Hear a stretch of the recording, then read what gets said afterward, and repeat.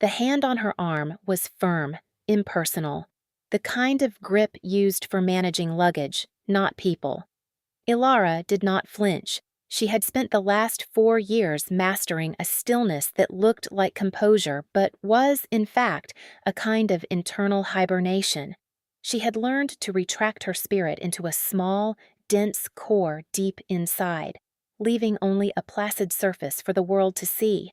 It was a survival mechanism she had perfected under the tutelage of Marcus Thorne, a man who treated every human interaction as a negotiation he had to win. The flight attendant's voice was a strained imitation of professional calm. "Ma'am, we need you to come with us. Please don't make a scene." A scene. The irony was a bitter ash on her tongue.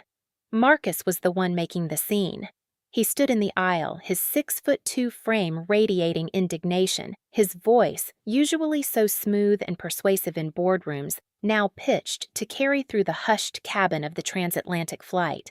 He had boarded at the last possible second, a predator catching the scent of escaping prey, his face a mask of wounded betrayal that she knew was pure performance.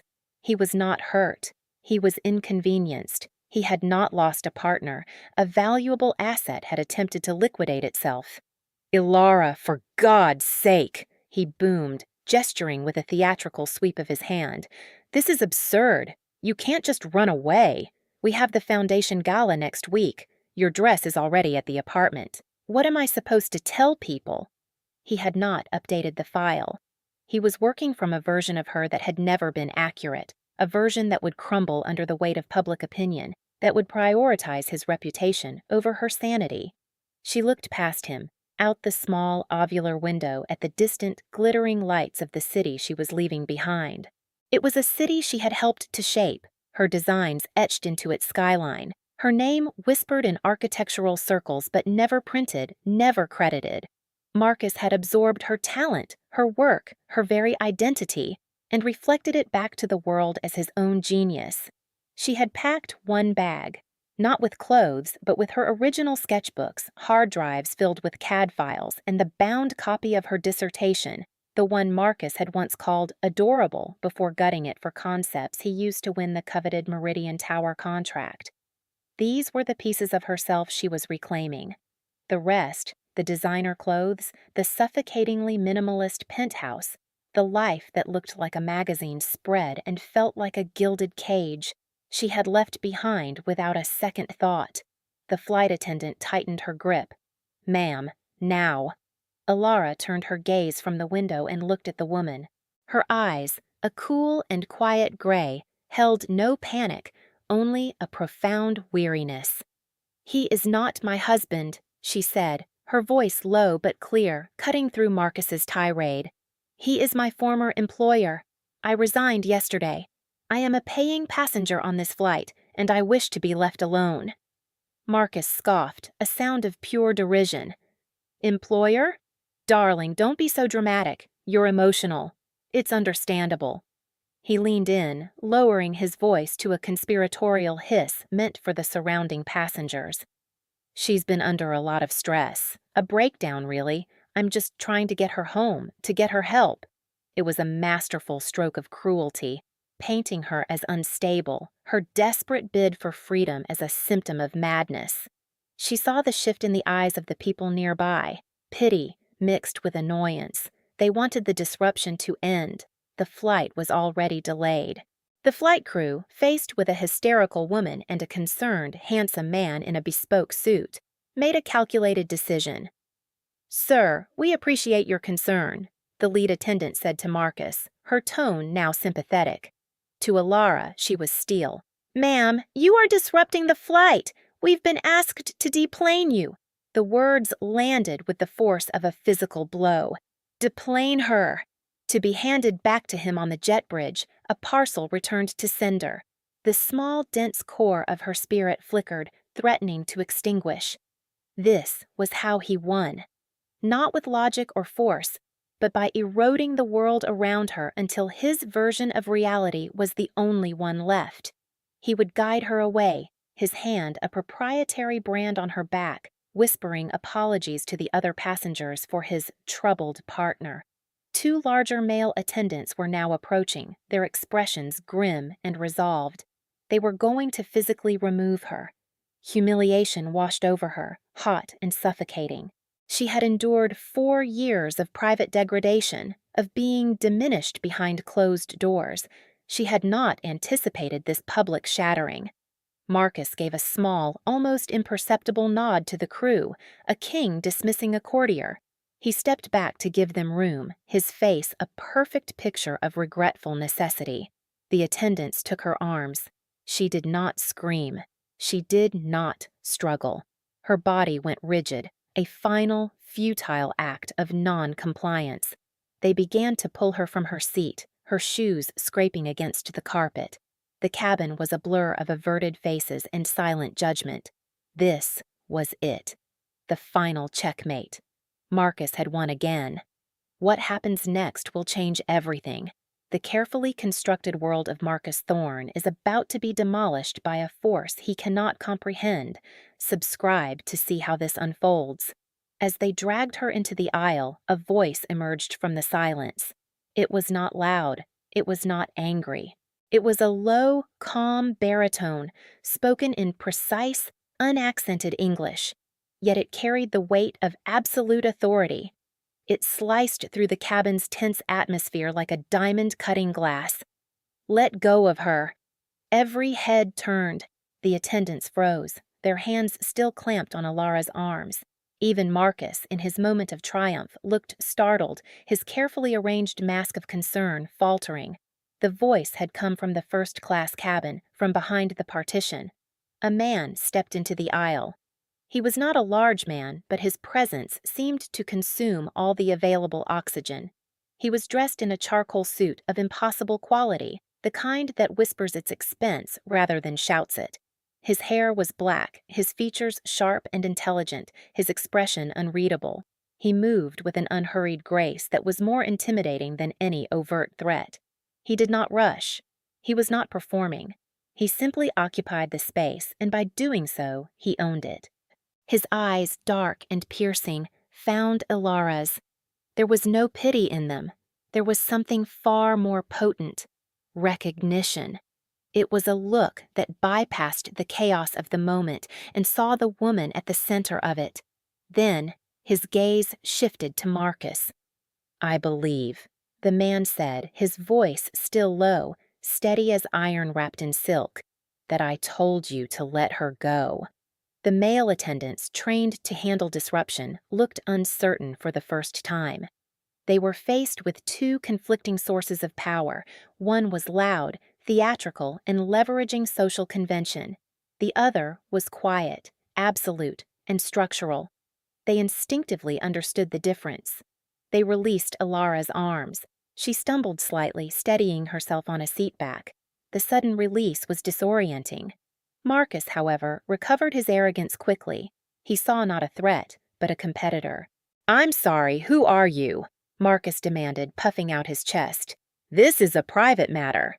The man in the suit gave a small, humorless smile. It did not reach his eyes.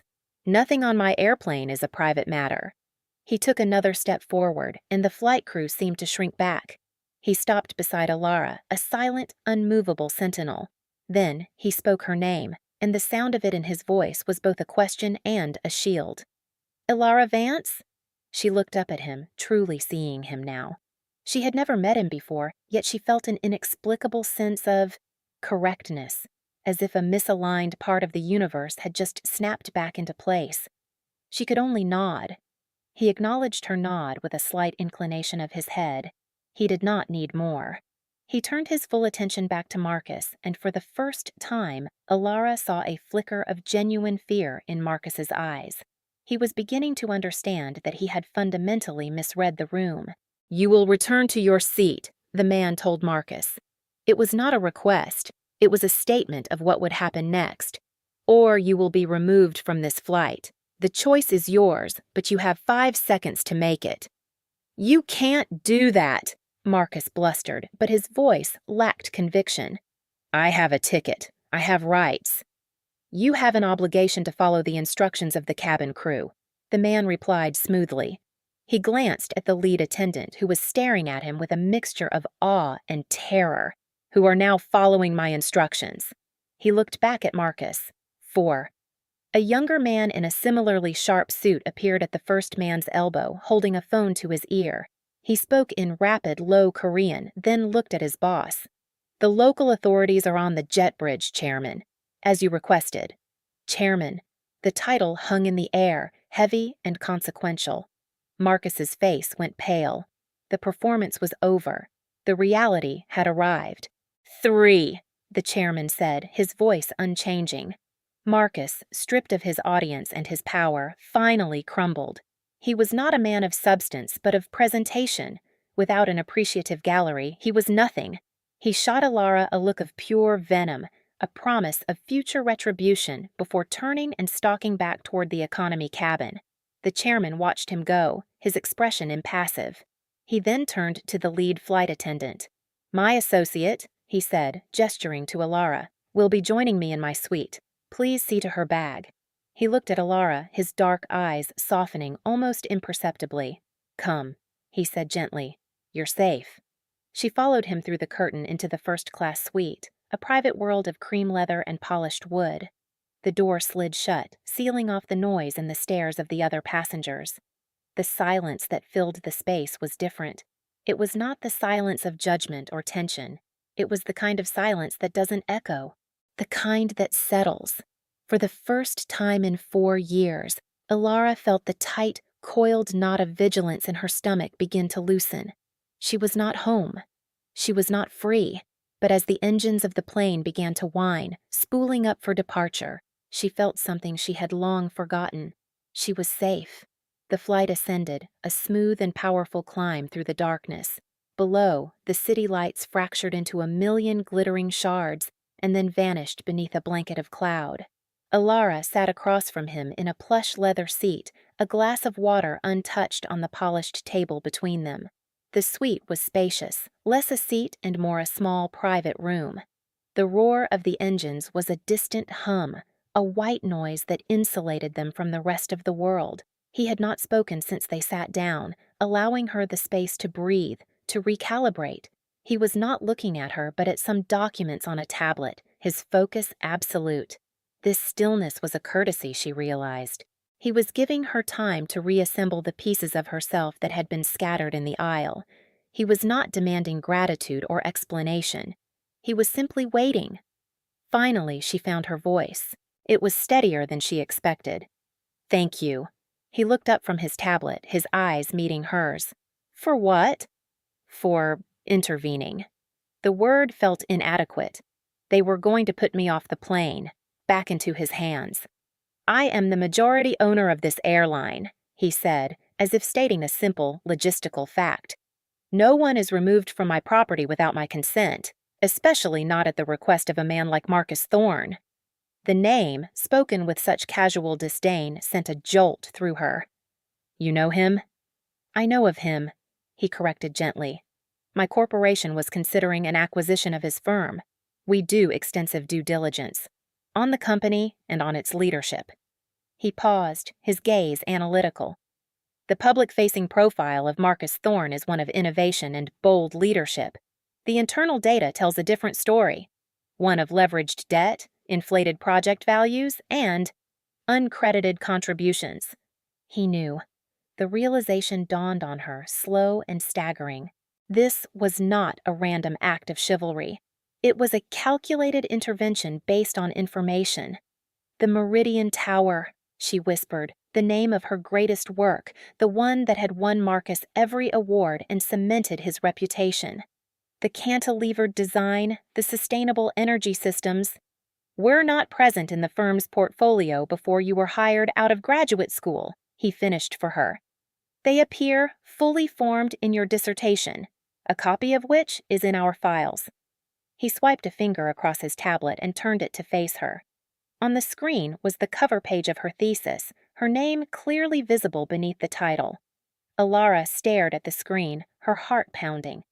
For 4 years, she had existed as a ghost, her creativity siphoned away to feed another's ego. To be seen, so suddenly and so completely, was terrifying and exhilarating.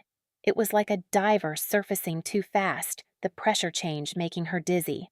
"My name is Jin Kwan," he said, formally introducing himself, chairman of the Sung Ho Group. "We are expanding our operations with a focus on sustainable urban development. We build cities, Miss Vance, and we require architects of vision." He was not just offering her a rescue. He was offering her a position. He was not seeing a victim. He was seeing an asset, but in a way that felt like respect, not exploitation. It was a recognition of her competence, the very thing Marcus had sought to erase. "Why?"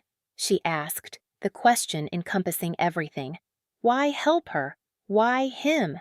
Why now? "Marcus Thorne is a liability," Jin Kwan stated, his tone all business. "His professional ethics are problematic. It makes him an unreliable partner, but his greatest weakness is his arrogance. He believes his own narrative. He thinks you are his creation. This makes him predictable." He leaned forward slightly. "My interest in his company was, in part, an interest in acquiring its most valuable and most undervalued asset. You. Corporate metaphors. Acquisition. Asset." It should have sounded cold, clinical, but coming from him, it sounded like validation. He was framing her worth in the language of power, a language she understood but had never been allowed to speak. "I don't have anything," she said, the truth of her situation settling in. "I left with my work. That's it. My bank accounts are tied to him. My apartment—" "That is a logistical problem," he said, dismissing it with a small wave of his hand. "Logistical problems can be solved." His assistant, the quiet young man from before, entered the suite without knocking. He placed a slim black credit card and a new phone on the table in front of her. "A temporary line of credit has been opened for you, Miss Vance," the assistant said, his voice polite and efficient. "The phone is secure. My number is programmed in should you require anything. A car will be waiting for you when we land in Seoul. We have also taken the liberty of booking you into the presidential suite at the Sung Ho Royal Hotel. Your portfolio and personal effects from the overhead bin are with your luggage." It was all handled. A life, dismantled and reassembled in the space of 30 minutes. It was overwhelming, a tidal wave of efficiency that threatened to sweep her away. She looked at Jin Kwan, a flicker of her old defiance returning. "I'm not looking for another man to run my life, Chairman Kwan." A hint of a real smile touched his lips. "I would be disappointed if you were," he replied. "I am not offering to run your life, Miss Vance. I am offering you a platform. The resources of my company are at your disposal. What you build with them is up to you. Consider it an investment. In your talent." He stood up, smoothing the front of his jacket. "Now, if you will excuse me, I have some work to attend to. Please get some rest. The flight is long." He retreated to a seat on the other side of the suite, picking up his tablet again, leaving her in a bubble of quiet consideration. Ilara looked down at the phone and the credit card. They were tools, instruments of freedom. He had not offered her charity. He had offered her a contract, a partnership. He had seen her, not as a damsel in distress, but as a brilliant architect who had been trapped in a bad deal, and he was offering her a better one. Ilara has a choice to make. A new life is on the table, but it comes with a man whose power is as quiet as it is absolute. What do you think she should do? Let us know in the comments, and if you haven't subscribed yet, now is the perfect time. Hit that button so you never miss what comes next.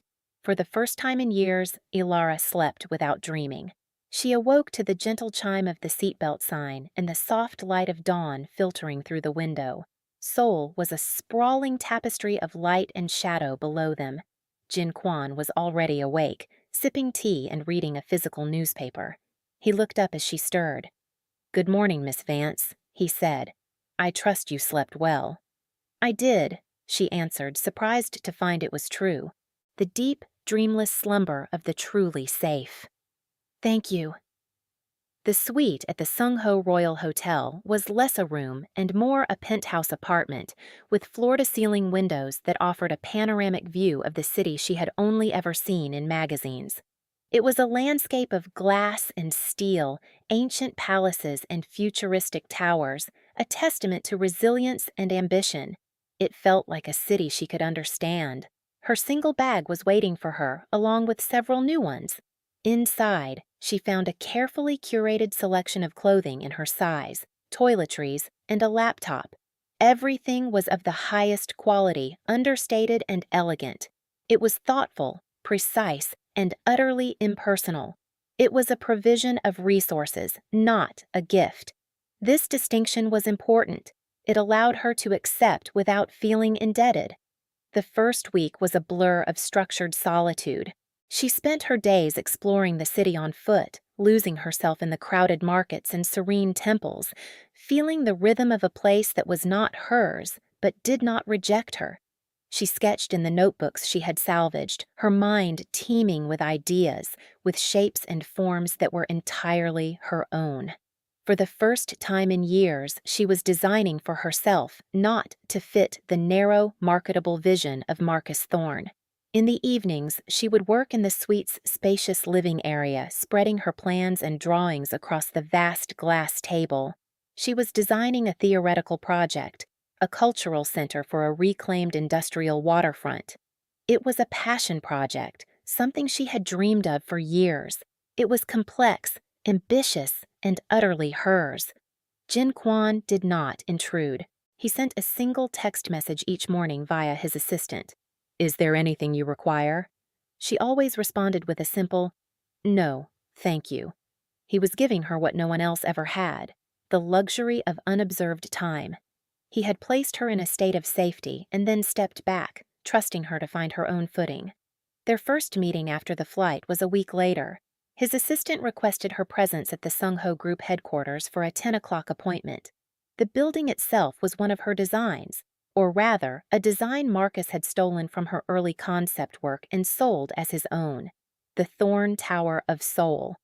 Walking into its lobby was a surreal experience, like stepping inside a memory that had been corrupted. Jin Kwan's office was on the top floor. It was a space of profound quiet and minimalist design. One wall was a window overlooking the city. The others were lined with shelves holding not books, but architectural models. He was waiting for her, standing by the window. "The view is impressive," she said, her voice neutral. "It is," he agreed. "But the foundation is flawed. The load-bearing calculations were optimistic. We have had to spend a significant amount on retrofitting to ensure its stability." He turned to face her. A common problem with projects that prioritize aesthetics over integrity. The double meaning was clear. He was not just talking about the building. "I have a proposal for you, Miss Vance," he said, gesturing to the large conference table where two places were set. "But first, I would like to see what you have been working on."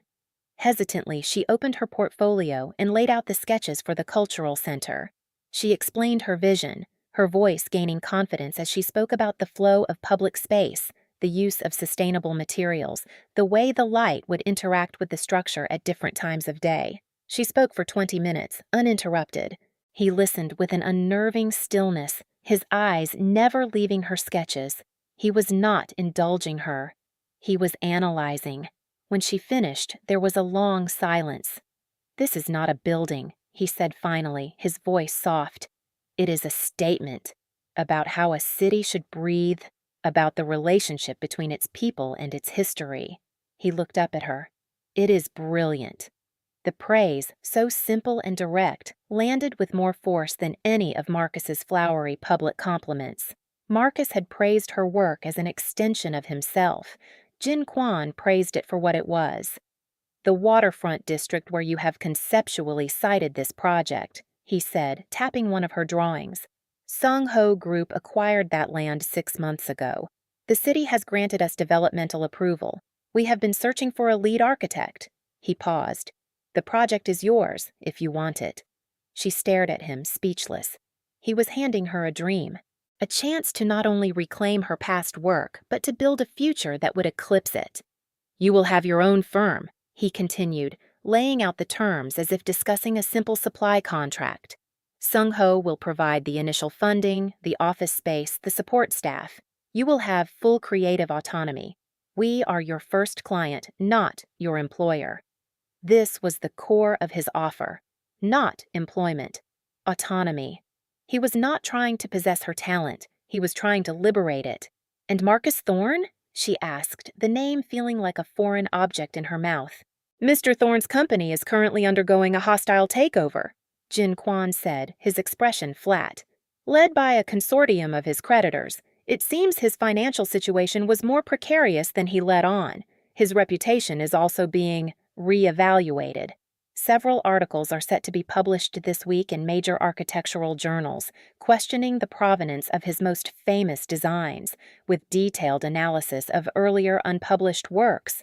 He did not need to say whose works. He was not just protecting her. He was systematically dismantling the man who had hurt her, using the tools of his world, finance, law, and information. It was not a passionate quest for revenge. It was a cold, precise demolition. He was removing a structural weakness from the marketplace. Over the next few months, a new life began to take shape for Ilara. Vance Atelier was born, housed in a beautiful, light-filled office in a building of her own choosing. She hired a small, dedicated team.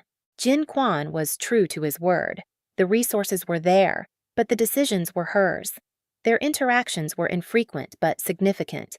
They would have dinner once a week, always at a quiet restaurant where they would discuss the project's progress.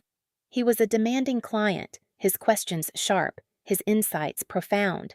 He pushed her, challenged her, and in doing so, made her work better. A slow, quiet intimacy grew between them. It was built not on romance, but on a foundation of mutual respect. He admired her mind. She admired his integrity. He would sometimes visit the office late at night, finding her working over the blueprints. He would not say much, just watch her for a moment before having a tray of tea and food sent up. It was a gesture of quiet support, a recognition of her dedication. One evening, she found him waiting for her at her hotel. His elderly mother was with him, a small, elegant woman with eyes as sharp as her son's. My mother insisted on meeting the woman who has finally convinced my son to speak about something other than semiconductor yields at the dinner table, Jin Kwan said, a rare hint of dry wit in his voice. The old woman, Chairwoman Kim, looked Ilara up and down, her gaze missing nothing. You have sad eyes, she said in Korean, which Jin Kwan translated without inflection. But they are the eyes of a survivor, not a victim. You will build great things, for my son and for yourself. She then patted Ilara's hand and declared she would be moving out of the hotel and into the family guest house. It was not a request. Living in the quiet elegance of the Kwan estate was another shift. She had her own wing, a beautiful pavilion overlooking a traditional Korean garden. Chairwoman Kim became a quiet, formidable presence in her life, a source of unexpected wisdom and fierce, unspoken support. She saw in Ilara not the woman her son had saved, but a spirit equal to his own. The relationship with Jin Kwan deepened in this new proximity. They would walk in the gardens in the evening, the silence between them comfortable. She learned about his childhood, his immense sense of duty to his family and his company. He learned about her passion for structure, for creating spaces that could shelter and inspire. He saw the strength she had forged in silence. She saw the responsibility that tempered his immense power. It was a slow, respectful courtship of two sovereign minds, a recognition of safety rather than a spark of passion. Marcus Thorne did not disappear quietly.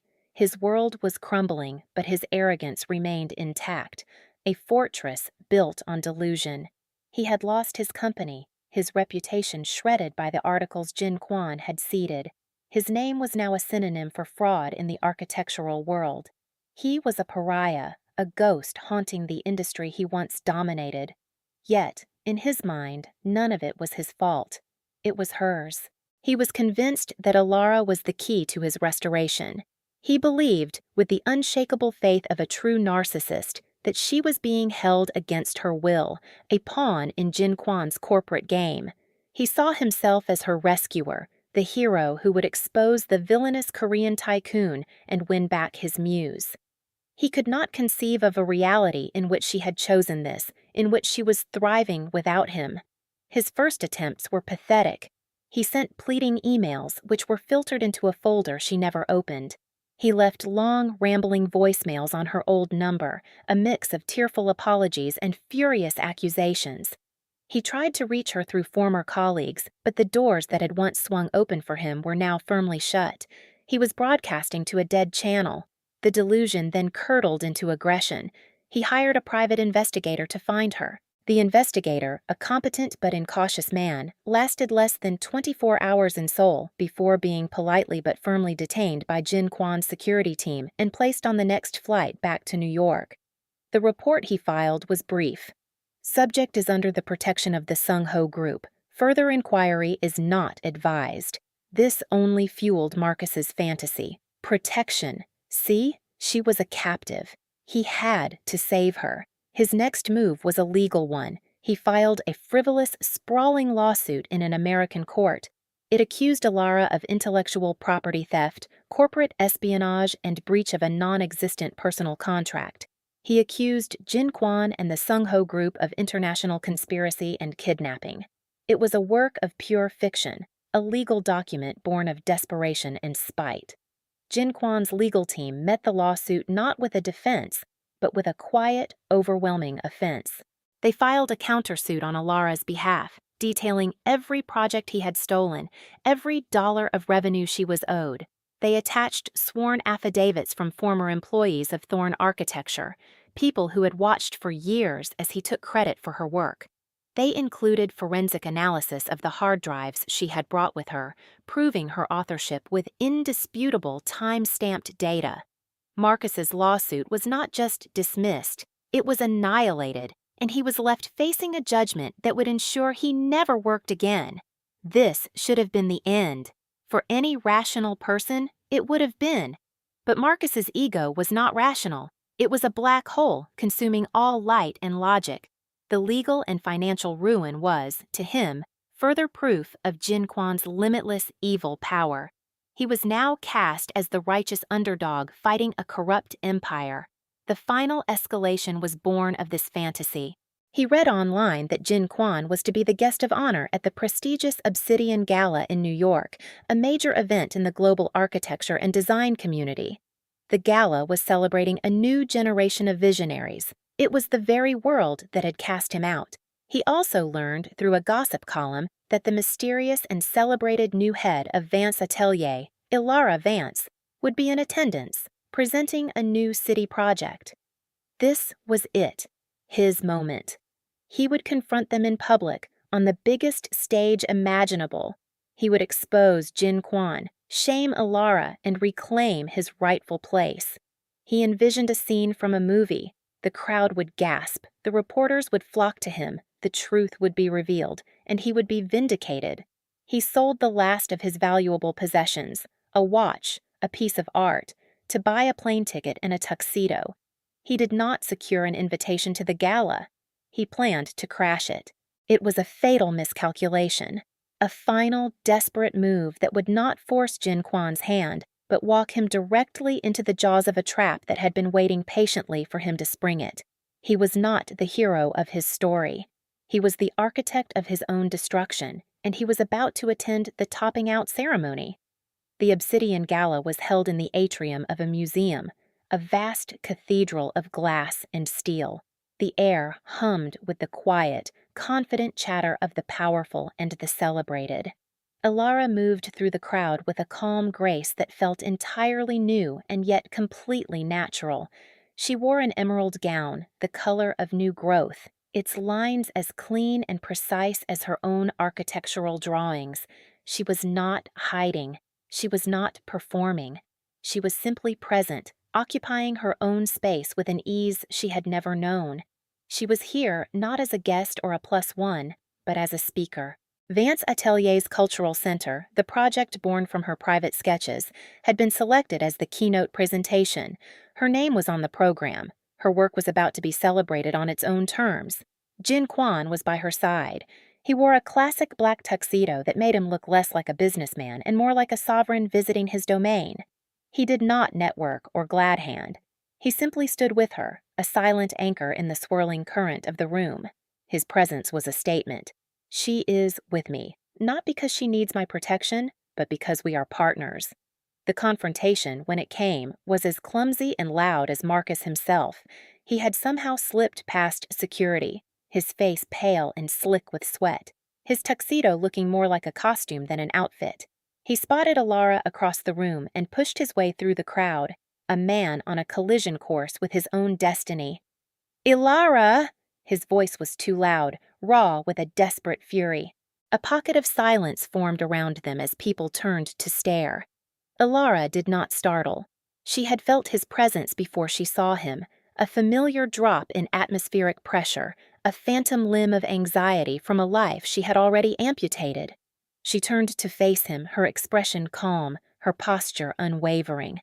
"Marcus," she said, her voice even. "Don't you Marcus me," he snarled, grabbing her arm.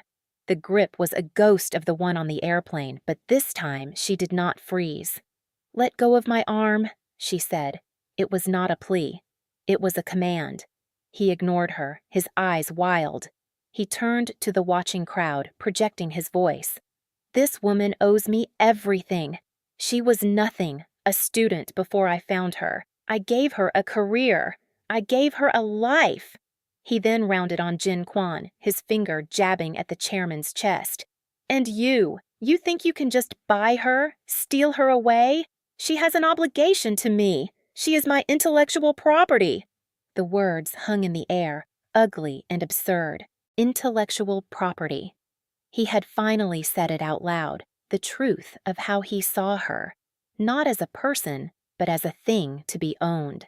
Jin Kwan did not react. He did not move. He simply looked down at the hand on Alara's arm, then back at Marcus's face. He let the silence stretch, allowing Marcus's pathetic desperation to fully saturate the room. He was not going to be the agent of Marcus's destruction. He was going to allow Marcus to finish the job himself. "Are you finished?" Jin Kwan asked, his voice a low murmur that was somehow more chilling than a shout. "I'm just getting started," Marcus spat, emboldened by what he mistook for inaction. "Everyone here is going to know the truth. They're going to know what you are." "Very well," Jin Kwan said softly. He reached into his jacket and pulled out not a weapon, but his phone. He tapped the screen. "You speak of obligations, Mr. Thorne. Let us discuss them." He angled the phone so Marcus could see the screen. It displayed a banking summary. "This morning at 9 o'clock Eastern Standard Time, a subsidiary of the Sung Ho Group purchased the controlling interest in the private bank that holds all of your outstanding debt. Your mortgages, your lines of credit. An obligation of $37 million. It is now owed to me, and it is due in full tomorrow." Marcus's face went slack, the color draining from it. "You speak of your company?" Jin Kwan continued, his voice relentless and calm. He swiped to another screen, a legal document. "The company you founded, Thorne Architecture. After the hostile takeover, it was restructured. As of last week, I am the sole shareholder. Your name will be removed from the letterhead tomorrow morning. The severance package is $1, as stipulated in the morality clause of your employment contract, which you violated on numerous occasions." A low murmur went through the crowd. This was not a confrontation. It was an execution. "And finally," Jin Kwan said, his voice dropping even lower, "you speak of your life, the penthouse you loved so much, the one Alara designed for you." He swiped a final time. A property deed appeared on the screen. "The building's co-op board was persuaded to approve a new owner. I closed on it this afternoon. Your possessions are being placed in storage as we speak. You are, for all intents and purposes, homeless." He put the phone away. He had not raised his voice. He had not made a single threat. He had simply read from a ledger. He had detailed with surgical precision how he had acquired every pillar of Marcus Thorne's existence. He had not destroyed Marcus's world. He had purchased it. The fight drained out of Marcus in a single horrifying moment. His arrogance, his rage, his delusion, it all evaporated, leaving behind a hollow, terrified man. His carefully constructed identity was gone. He was nothing. The swagger collapsed. The performative confidence dissolved. His knees buckled and he sank to the floor, a puppet with its strings cut. Please, he whispered, the sound pathetic in the vast, silent room. He looked up at Jin Quan, his eyes swimming with tears. Not of remorse, but of self-pity. Please don't. Jin Quan looked down at the ruined man on the floor. His expression was not one of triumph. It was one of utter disinterest. He had simply been balancing the books. He gave a slight nod. Two of his security staff, who had been standing by invisibly, moved forward. They lifted Marcus to his feet, his body limp, and escorted him from the room without a word. He did not resist. He was sobbing uncontrollably, a broken, empty thing. The show was over. The silence in the atrium was absolute. Every eye was on Jin Quan and Alara. Jin Quan adjusted his cuffs, a small, precise movement. He then offered his arm to Alara. I believe, he said, his voice returning to its normal calm tone, that you are scheduled to speak. She took his arm. Her hand was steady. Her heart was calm. She walked with him toward the stage, leaving the ghost of her past weeping on the marble floor behind her. The master of ceremonies, a famous critic whose face was pale with shock, stammered through an introduction. Alara stepped up to the podium. The lights were bright, but they did not blind her. She looked out at the sea of faces, the most influential people in her field, all of them staring at her with a new, profound respect. They had not just witnessed a man's downfall, they had witnessed her ascension. She did not mention what had just happened. She did not need to. She simply began to speak. She spoke of her vision for the cultural center, of creating spaces that fostered community and preserved memory. She spoke of architecture not as an act of ego, but as an act of service. Her voice was clear and strong, filled with a passion that was authentic and deeply felt. She was not just presenting a project, she was reintroducing herself to the world on her own terms. When she finished, there was a beat of stunned silence, and then the room erupted in applause. It was thunderous, a genuine, overwhelming wave of acknowledgement. As she stepped back from the podium, Jin Quan was there. He did not applaud. He simply looked at her, and in his eyes she saw an echo of her own quiet pride. Later, they stood on a private terrace overlooking the city, the sounds of the gala a distant murmur behind them. The night air was cool, the sky a deep velvet pricked with the distant light of stars. The city spread before them, a glittering web of human ambition, a place of flaws and beauty. You were right, she said, looking out at the skyline. About the building, about prioritizing integrity over aesthetics. Integrity is the only foundation that lasts, he replied, standing beside her. He was not touching her, yet she felt his presence as a warm, solid thing. For a long time, they stood in a comfortable silence, watching the ceaseless flow of traffic on the avenues below. The weight she had carried for years, the constant, low-grade hum of fear and suppression, was gone. It had not vanished in a fiery moment of revenge, but had been quietly dismantled, piece by piece, until there was nothing left of it. What remained was a profound and steady sense of peace. It was the feeling of being correctly placed in the world, of standing on solid ground of her own making. "What happens now?" she asked, the question soft. He turned to look at her, and for the first time she saw an unguarded warmth in his eyes, a deep and abiding affection. "Now," he said, his voice gentle, "we build." He reached out and took her hand. His touch was not possessive, but supportive. A partnership. It was not the fiery, tumultuous beginning of a love story, but something quieter, stronger, and infinitely more real. It was the promise of a future, not of being saved, but of building together. A family built not on performance or obligation, but on honesty, complication, and the daily choice to stay. Looking out at the endless city with his hand holding hers, Alara Vance finally felt the slow, long exhale she had been holding in for years. She was home. Some people will mistake your silence for weakness, your grace for compliance. They build their hollow kingdoms on the foundations of your uncredited work. But power is not always loud. Sometimes it is the quiet voice that knows your name in a crowded room. Sometimes it is the steady hand that offers not a rescue, but a partnership. And sometimes the most beautiful structures are the lives we build after the old ones have been burned to the ground. Drop a green heart in the comments if you know Ilara deserved her victory. If this story moved you, please hit that like button right now. And subscribe to our channel for brand new stories every week. The saga of the Kwan family and Vance Atelier is far from over, and you will not want to miss what they build next.